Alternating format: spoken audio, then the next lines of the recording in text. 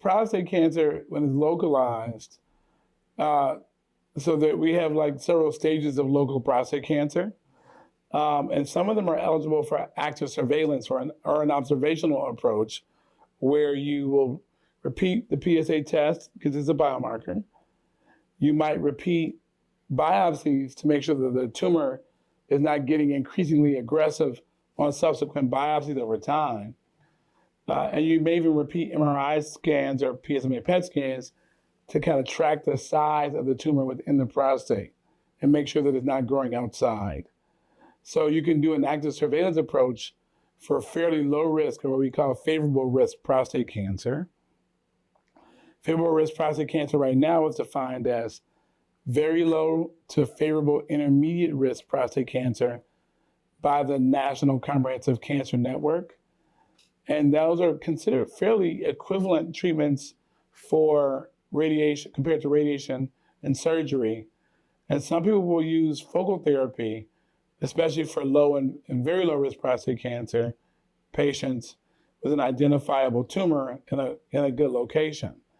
So patients do push back because they don't want to deal with the side effects, or they're older and don't want to get anything invasive done to them, or they have another cancer or another health condition that may threaten their life faster, right? And so there are options where you don't even treat it at all, and you just fully wait this tumor out, hoping that something else will kill the male because of the nature of life and not prostate cancer. And so there are times when the health of the patient or their expected life remaining is so low that it doesn't make sense to treat. And then there are people whose values are there and will suggest, I don't want to be treated even if it would save my life.